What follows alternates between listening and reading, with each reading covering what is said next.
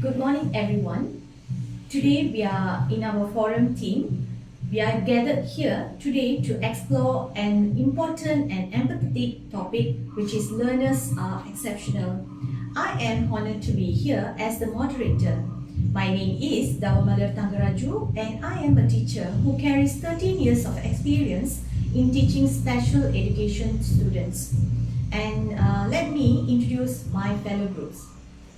This is the first panel, Lee Shoki. Hello everyone, I'm delighted to be here today and be given the opportunity to join this forum. My name is Lee Shoki and I bring 5 years of experience in special education. I'm currently pursuing my master's degree in educational psychology in UTM.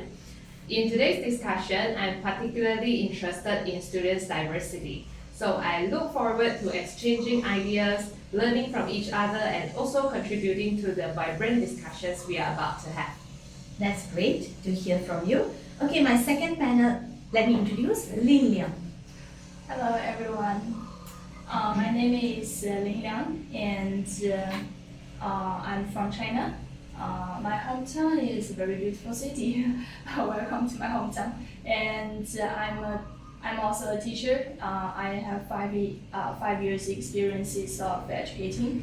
And today I'm very glad to be here to have this discussion of exceptional learners. That's all for me. Oh, great to hear from you. You're coming from very far. Okay, my third panel is going to be Ms. Suganya Segren. Hi everyone and special good morning to everyone. So I'm Suganya Segren, who am a school teacher in Johor Bahru and teaching for 6 years. And I'm also teaching the special education students. So I'm here to share about my experience about my students. Welcome, Ms. Suganya. So my fourth panel will be Wang Jiacheng. Hello everyone. My name is Wang Jiacheng and I come from China. My first degree and now the master degree is also major in psychology. So today I will share something about motivation in classroom. Thank you. Thank you, Jiacheng. Okay, today we're going to explore more about who is exceptional learners. So before we start our discussion, I wanted to give a brief explanation about the exceptional learners. Let me start. Okay, in simple word, a learner who is not able to learn in an ordinary way or in an ordinary setting, in a learning environment which is made like thinking or assuming that most of the people can learn easily the maximum part of the curriculum. So if a person cannot cope up to learn along with all other groups of people in such an environment, so then he or she needs some extra steps, requirement or extra guidance to learn or at least to try them. Okay, then such a person will become exceptional. And because he or she need additional teaching method, so equipment, program to learn. So in this special education field, we are more often concerned with learners who are unique along different critical dimensions with relevant to more of learning either in schools or other areas like social and family environment where the learners find difficult to learn and adapt to behave naturally of the situation and to the situation which they encounter without any additional support. So when we talk about this, the critical dimension with the special education field, more concern maybe categorized broadly as a vision, hearing, movement, perception, motor, and communication, and social, emotional, and also intelligence. So though no one wish to label a person or no one wish to label a person to become exceptional or to assist person, but that in future he or she will lead a life with the optimum level of performance, we will need to do that. Okay, I hope every panel agree with me. Hence, if we understand the child uniqueness in different critical dimensions, the learners will be benefited. So special education setup had the intention of helping child to learn better by creating environment suitable to the child level. So let me start my first question. with Lin Lian. Okay, so I'd like to invite Ms. Lin Lian to share her insight on what are the individual's difference of these exceptional learners. So hi Lin, so may I hear some from you? Yes, Dava, thank you for giving me this chance. Where the most common differences of learner are gender, intelligence, age, ability, interest, prior knowledge, learning style, motivation, and so on. And besides, gender is not only about the biological sex of learners. As you mentioned, exceptional learners, also known as students with special needs or disabilities, exhibit individual differences that are specific to their unique circumstances and challenges. These individual differences can include, firstly, I think this is also the most important one, is type of disability. The nature and type of disability can vary widely among exceptional learners. So some may have physical disabilities, such as mobility impairments or cerebral palsy, while others may have sensory disabilities like visual or hearing impairments. And some may have cognitive disabilities like autism or intellectual disabilities. That's the most important one, I think. And secondly, I'd like to talk about the severity of disability. This severity of the disability can differ significantly. Some exceptional learners may have mild disabilities that only require minimum accommodations, while others may have profound disabilities that necessitate extensive support and specialized service. And furthermore, cognitive abilities. Even within the category of exceptional learners, there can be variations in cognitive abilities. Some students, they may have intellectual disabilities that impact their cognitive functioning, while others may have above average cognitive abilities in specific areas. And learning style are also different. Exceptional learners, like all learners, have their own preferred learning styles. Maybe you prefer reading, I prefer visualing. Some may benefit from visual aids and hands-on activities, while others may require alternative communication methods. Last but not the least, the level of support and the resources available to exceptional learners at home and also in the community, of course, can vary very greatly and can impair their overall development and well-being.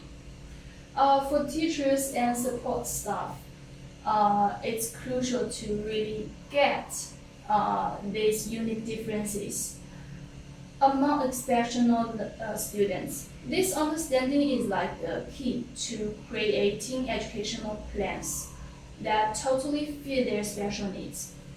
But they have to remember, every exceptional learner is one of a kind. So their individual quirks should always be in the mix when we are giving them the right educational and support. Yeah, that's all for me.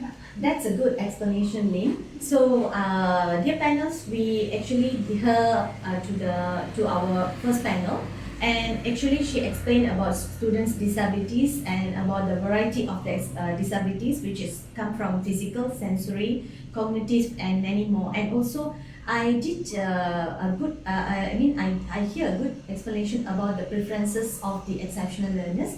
So thank you, Lin. So after we have an overview of individual differences of the exceptional learners, so can you tell us more how we can create personalized education plans?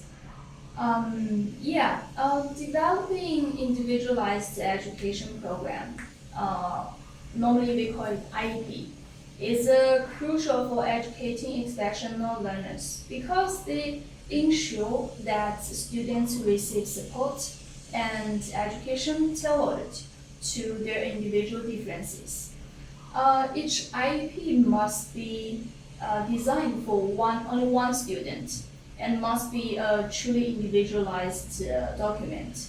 The IEP creates an opportunity for teachers, parents, school administrators, related service personnel to work together to improve educational results for children with disabilities. The IEP program, individualized education program, is the cornerstone of quality education for a child with disability. So to create an effective IEP, parents, teachers, other school staffs, and often the student, include the student, must come together to take closely at the student's unique needs. And they put their heads together, just like us, they have the discussion, share what they know, their experiences, and their dedication. Together, they come up with a plan that helps the student get involved and make progress in regular classes. This plan, the IEP, is like a guidebook for providing special education support and services to the student with a disability. No doubt about it, making and putting an effective IEP into action is all about teamwork. Yeah, that's all. Thank you for your sharing, Lynn, and highlighting about the exceptional learners and also the IEP plan. Okay, moving along, let's consider the common signs of exceptional learners. So now let's hear from Lee Shuki. Hi Lee, in what ways can schools ensure that special need learners from diverse cultural backgrounds receive culturally responsive and equitable education, please? Okay, Can you well, please this is explain? a good question. Okay. So for me, ensuring that special needs learners from diverse cultural backgrounds receive culturally responsive and also equitable education requires a comprehensive and also inclusive approach. First and foremost, we have to ensure that teachers, administrators, and also support staff are trained in cultural competency and are aware of the diverse needs of special education students from various cultural backgrounds. Okay, for example, we know that Malay students, they have to perform their prayer 5 times a day, right? So there's no exception for at school. So by understanding the cultural routine, teachers can actually remind them or guide them to do so when necessary. For example, perhaps teachers can offer physical support as needed, or this may involve assisting them with posture, guiding their movement, and also providing any kind of necessary support for children with physical disabilities. Besides, we have to always provide language support to students who are maybe like English language learners or those who speak languages other than the primary language of the school. When having any meeting with their parents, we have to try to communicate with them in a language that they are familiar with to ensure effective communication. So by doing this, parents can completely understand how their children are doing at school, and there will be no misunderstanding among teachers and parents.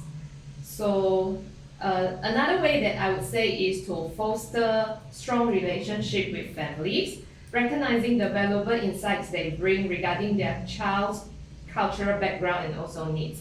This can be done through conducting regular parent-teacher meeting to discuss the child's individualized education plan IEP, like what Lynn has mentioned before, goals and also strategies. So provide an opportunity for parents to share their observations and insights regarding their child's condition at home. I believe that by adopting these strategies, schools can create an environment that respects and addresses the unique needs of spatial education children from diverse cultural background and promoting equitable educational opportunities for all. Yeah, that's all from me. Okay, thank you for your sharing. It's great to hear on guiding these exceptional learners in their daily routine works. So, recognizing these signs early can make a significant difference. Then, may I ask what training and professional development opportunities are available for educators to enhance their ability to support special need learners who diverse needs? Okay, sure. Well, there are a wide range of training and also professional development opportunities available to them actually. Many institutions and also organizations, they offer workshops, courses, and also certificates specifically designed to address the multifaceted needs of diverse learners. Okay, one avenue for professional development is through universities and colleges that provide enhanced degrees, advanced degrees, or also certified courses in spatial education, like what I'm doing right now. But for my case, I actually further in educational psychology.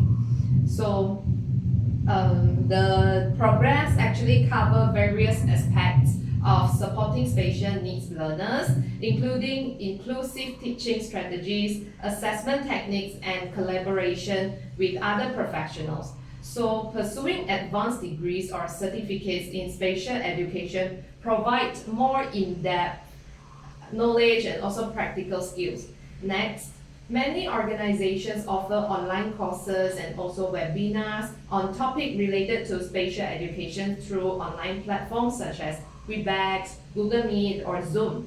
This can cover everything from understanding specific disabilities to implementing inclusive learning style in the teaching classroom.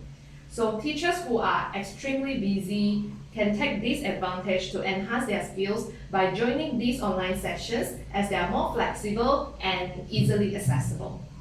They can get the opportunities to stay informed about the best practices in handling special needs children. Okay, for me, teachers should explore a combination of these opportunities to develop a well-rounded skill set that enables them to effectively support diverse needs of spatial education learners. Yeah, I think that's all from me.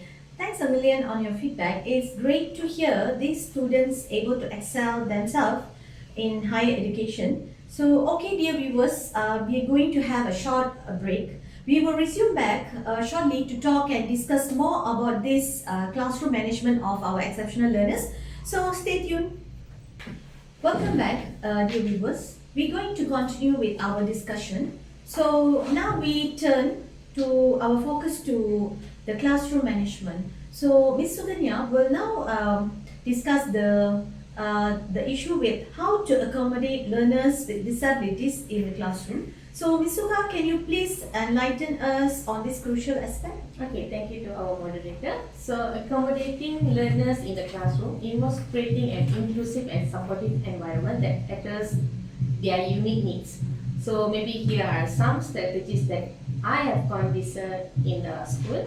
So, first, understand the individual needs. So, we as a teacher need to gain knowledge about each student's specific disability, strength, and challenges. So this can be done through discussion with the students or their parents and also the relevant specialists for the kids. Okay, then second, assistive of technology. It integrates assistive technology tools and devices that can support students with disabilities. So this might include screen readers, speech-to-text software, or specialized education app. As you know, all of us are using the phone, which is very advanced in everything. So maybe this can help the kids to overcome the problems.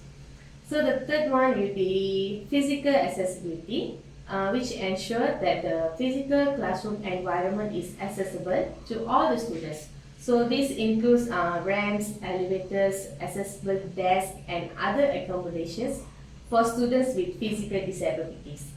And next will be flexible seating arrangement in the classrooms. So this consider flexible seating arrangements to accommodate students with mobility or sensory needs. So this might involve providing alternative seating options such as standing desks or fidget tools. So remember that the key of successful accommodation is individualization. So every student with a disability is unique and accommodation should be tailored to their specific needs to promote an inclusive and equitable learning experience. So collaboration with parents, guardians and specialists is essential for effective implementation. So that's all from me. Thank you, Suga, for shedding light on the unique challenges teachers encounter. So your perspective is invaluable in understanding the classroom dynamics for exceptional learners. I hope panels agree with her. And thanks also to explain more about the technology that can be infused to these special need kids. Okay, what I can say is these learners also can have motivation issues too, even though we have a lot of things to do. So I invite Ms. Wang Jiacheng to speak about how do you motivate highly ability students. Please explain. Okay, thank you for your asking about high ability students. The first one is differentiation, design circle. The first one is the differentiation, design curriculum to academic the base and the depth of high ability students, provide advanced materials, enrich the activities on more complex questions to keep them challenged. And the second one is encourage autonomy. High ability students can develop when given the autonomy to explore topics of interest, allow them to choose project, research areas, or learning something that in their interest. And the third one is provide leadership opportunities. Opportunities in the classroom, such as peer tutoring. This not only recognize their abilities, but also encourage them to take responsibility for their own learning and that of their peers. For the last one is set challenging goals. Set challenging but achievable goals to encourage high ability students to expand their capabilities. That's all of my part. Thank you. Thank you, Wong, for sharing the motivation perspective. There are many essential ideas in understanding the full spectrum of motivation issues encountered by the exceptional learners. So, and great also to hear more on the theories that been used to these students. So, okay, and Ms. Wang, I have another question and doubt. Can we know more about this special need motivation? So, Ms. Wang, could you please share with us how will you motivate students with special needs? Okay, for this part, I think give them something to strive for by giving them something they truly like. Every time they accomplish something, simple and repetitive phrase can help in developing the language skills of children with autism. It also helps them to change monotone speech patterns by matching their voice to music rhythms. Thank you. Okay, thank you, Wong, for those informative insight on the family support. So actually, this brings us another vital aspect of our discussion today. So remember that the motivation is highly individual, and what works for one exceptional learners may not work for another. So continuously assess and adjust strategies based on the learner's responses and evolving needs. And additionally, involving learners in the goal setting process and encouraging a growth mindset can contribute also to the positive motivating learning experience. So thank you so much. So now I'd like to invite Ms. Suga to share your points on what does the teachers use as a strategy in techniques learners with exceptional disability. So hi Suga, so can you elaborate more about this? Yeah, hi again to moderator and others. Okay, so teaching learners with exceptional disability require a personalized and flexible approach to meet their unique needs. So different strategies may be employed based on the specific disability. and the individual strength and also their challenges and the learning environment. So there are a lot of strategies that we used in our school, and I would like to tell some of them, which is common strategies that our teachers are often using. So first one, use of assistive technology, as I told you just now. So incorporating technology tools and devices can be support the students with disabilities in accessing information, participation and in activities, and completing some assignments that the teacher given to the kids. So as I said just now, that my included the screen readers, speech to text software or specialized computer programs for the kids. So next will be multi-sensory teaching. So it's engaging multiple sense in the teaching process can be beneficial for students with disabilities. So for example, using visual aids, hands-on activities and auditory cues simultaneously can enhance the comprehension and retention. So third will be the visual supports. So visual aids such as charts, diagrams or graphic organizer which can help the students better understanding and organize the information. So visual support can be especially beneficial for those with autism spectrum disorder or communication disorders, because the kids like to see the pictures and they can understand everything from the pictures only. If they see the words will dancing around their head. And there is a movie, it's a Hindi movie, I forget the name of the movie, but if you see the movie, you will know that. And lastly, positive behavior support, which establishing a positive and inclusive classroom environment is the most important. So teachers may implement behavior intervention plans and positive reinforcement strategies to encourage appropriate behavior and social skills. So that's it from me. Thank you. Okay, thank you, Ms. Sudha. So I get your point about the Hindi movie that you explained just now. So I think I can recall the name. I think the name of the movie is Tera Zameen Par.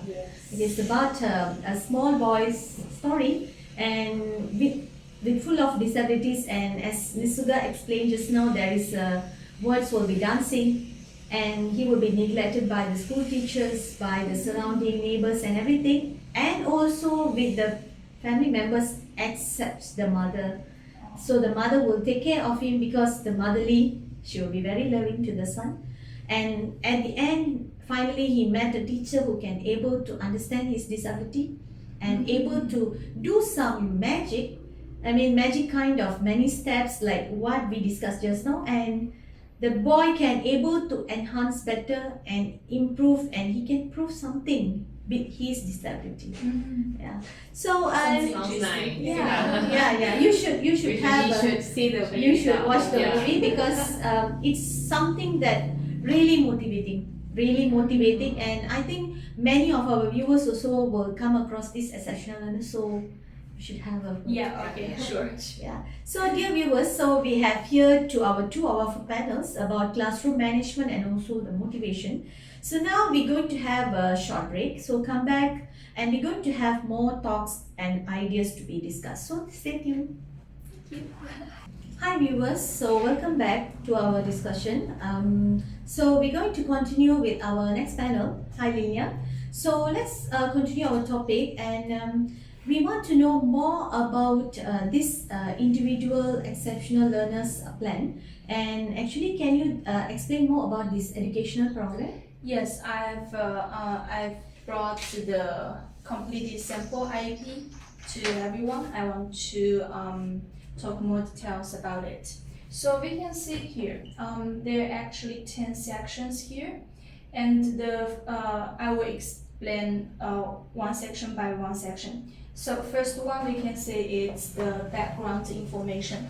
If we want to do IEP, we know this is only for one student, so we need to take the basic information from him or her. So the section one is background information. We need to know, like for example, what's the date of the birth and the age and the gender. Also, we need to know the medical alerts. For example, if this student is ADHD or ASD. Yeah, and then we need to know where is he from, and also the dominant language of parent or guardian. And then we need to know the interpreter needed. Yeah, do we need interpreter? So the second part is the present levels of performance of individual needs. So this part is actually they contains a lot of information because we have the one is the academic or educational achievement and learning characteristics we need to know from the student. And then the second one is the social development. We need to know their present level, their abilities now, and their needs.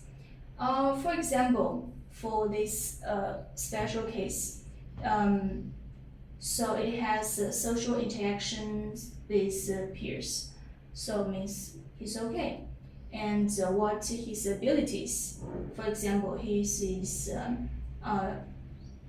Julian. This example, this special student is Julian. Julian has developed some friendships, means he's okay to interact with their peers. And what is he need? For example, here we can see he need to relate approximately to adults in the classroom, which means maybe he cannot do very good interaction with teachers, but with peers is okay. And then we need to know his physical development. What is his present level and what's his abilities, what does he need? And then we need to know the management needs. As the same, we also need to know the present levels, abilities, and what does he need. So let's move along to the section 3. Section 3 is long-term adult outcomes. Yeah, we can have a look. So for this part, we can see what's we can see here the post-secondary education, and we need to give more information here. And what's the employment, what's the community living. That's all the informations we need to know. And then moving along, section 4 is the measurable annual goals and short-term instructional objectives. So for this part, measurable annual goals is really important. We need to know how to measure this goal. And then we can settle the annual goal here, and later we can check it step by step. And also the short-term instructional objectives. So for this part, we can give the different objectives what the students need to achieve during the short time. So next section is special education program related service or program modifications. So from this part, you may have a look. Yeah, from this part, we need to give the information from the related service. For example, in school counseling, what do they say, and do they have in school counselings, which means the school, do they provide the proper supports? And then we also need to the supplementary aids and modifications or supports for the students. Do they have it, and when? and we need to give the details. Like more details can enhance your understanding to support this student. And then moving along, we can see the section 6. So the section 6 is the participation in general education classes, non-academic and extracurriculum activities. So this part we need teachers to observe, to do the observation, because of course these kind of students they have to join the school, and during the school education they have to do like if this is not in special education school, it's just general school. They also need the academic knowledge. And during this kind of class, the teacher needs to do the observation to explain the extent of participation in general education programs and extracurriculum. So, and during this part, we can see there are actually some information, the report from the teachers. They need to explain why and give some supporting details. And the next section is participating agencies for students who require transition service. Is it NGOs? Like private sectors? You mean this section or this? Yes, I think so. For example, this student they need to do the transition from the school to another agent. Then they need to fill out this form. And then the next section is a coordinated set of activities leading to long-term adult outcomes. So before we have the section 3 is long-term adult outcomes. So we need to combine it based on that part, and then we need to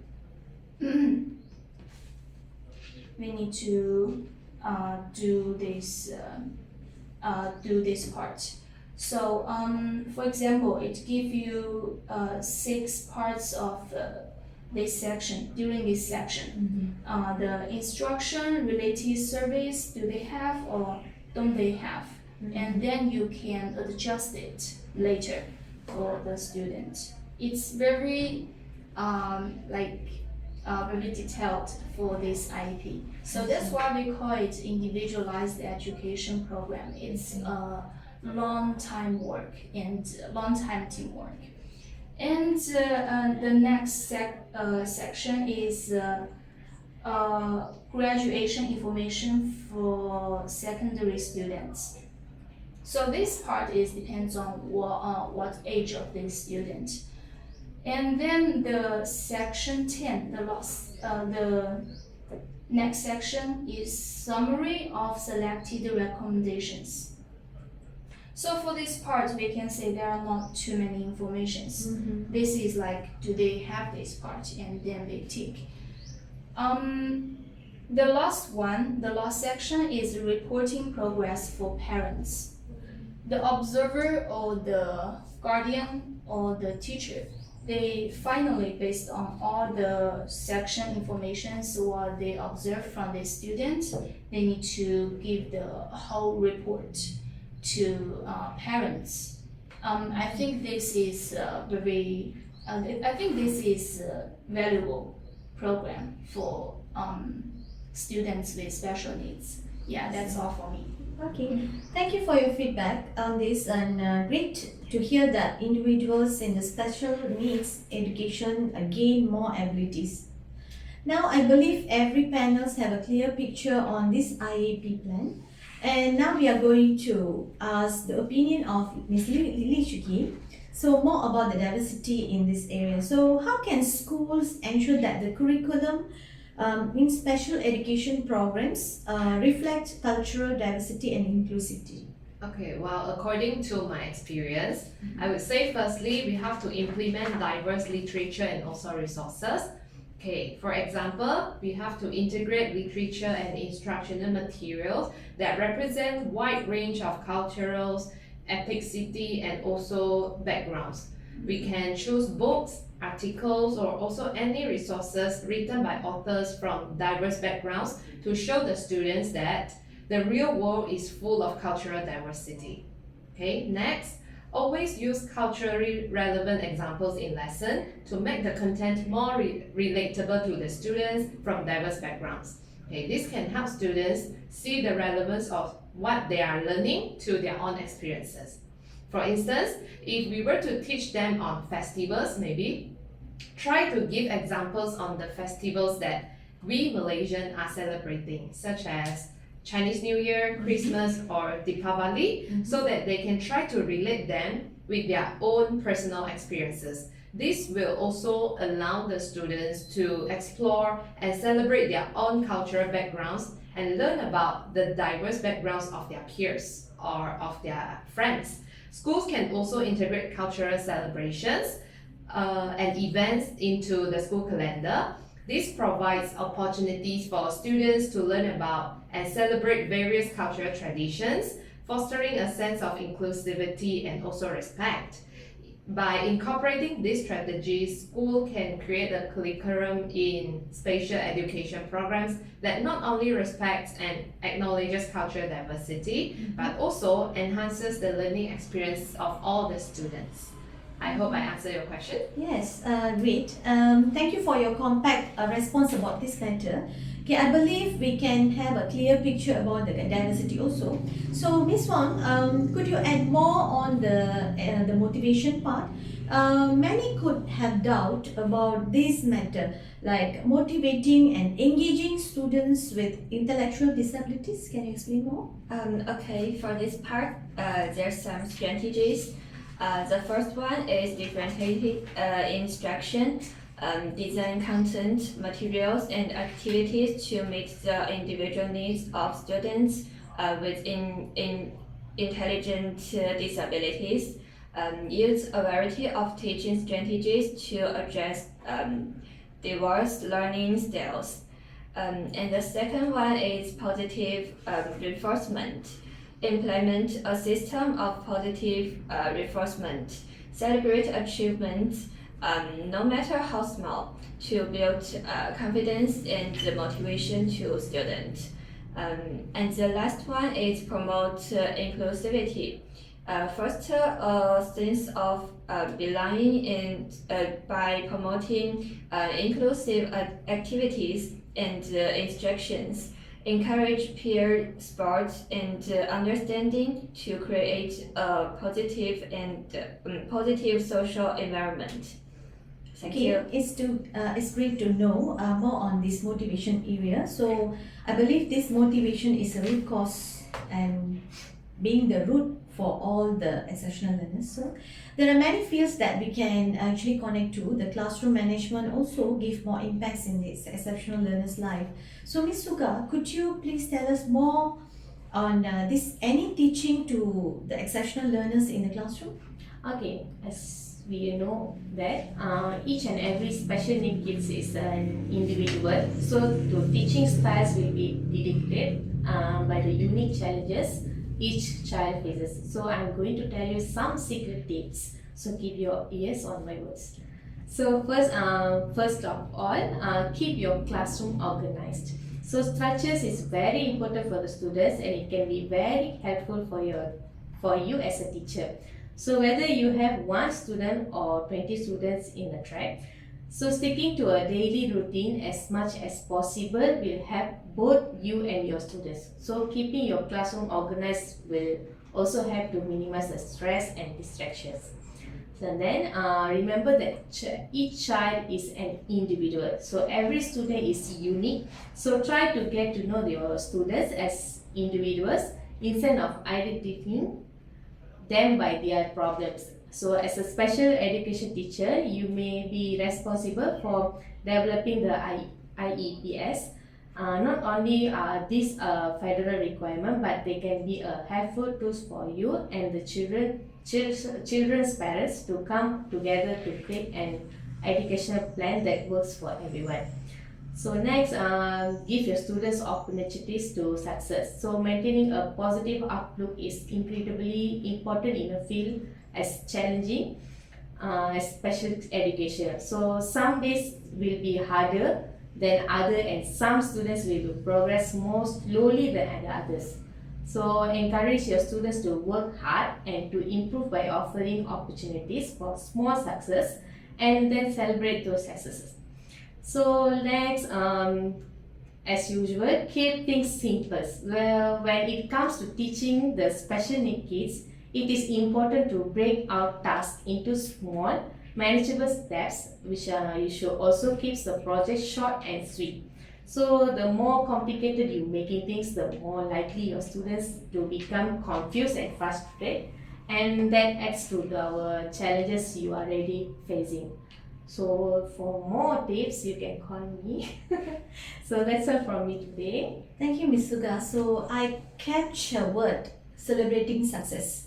So I think this is more important to not only the exceptional learners, for everyone. Celebrating success is very important. So Ms. Suga, thank you for giving us best strategies that been used by teachers in classroom. So as we draw from our forum, so your participation have illuminated and multi-faced nature of exceptional learners. So we have actually have a best understanding on the classroom management, diversity, motivation, and also individual difference. Okay, I wanted to draw some conclusion about the exceptional learners in Malaysia. So I would require a comprehensive understanding of the educational landscape, policies and practices in the country up to my knowledge, cut off in January 2022. So while I can provide a general conclusion based on available information, so it's essential to note that circumstances may have evolved since then. So as my last update, Malaysia has been actually working towards inclusive education to cater to exceptional learners actually. So the conclusion can be shaped like by several key points. So the first one that I can say is Malaysia has shown a better commitment during these years so to inclusive education, aiming to integrate exceptional learners into mainstream schools. So if you differentiate from the previous times, the exceptional learners are strictly not been in the mainstream school. So but now we are aiming to put them back in mainstream school. So we have many knowledge to improvise them. So in implementation to the nation education blueprint, so has been a step toward creating a more inclusive educational system. And despite the effort that there are challenges and in fully realizing inclusive education, and these challenges may include the need for more specialized teachers training, because if you say in the teachers training colleges now, so there are more accessible infrastructure, sufficient resources to support these learning needs. Because if we differentiate from the previous part, for current moment the special need training teachers are more knowledgeable in handling this type of students, and then involvement of the parents and the community also for the success of inclusive education is important. The conclusion could explore the extent to which parents are informed, involved and supported in the education system. So the education system should be dynamic, continuously evolving to meet the challenging and changing needs of the learners. And the conclusion can consider how adaptable the Malaysian education system is to incorporate feedback and make improvement for the benefits of the learners. And nowadays we can see exceptional learners are more multitasking. They can drive, they can work as a normal worker, and in the enforcement of the workers we can see half of them are exceptional learners, and there are many laws to protect them. and we can see even for parking we have actually given them, if let's say it's more to disabilities based on the body parts and everything. So the status of exceptional learners in Malaysia is likely a combination of progress and ongoing challenges.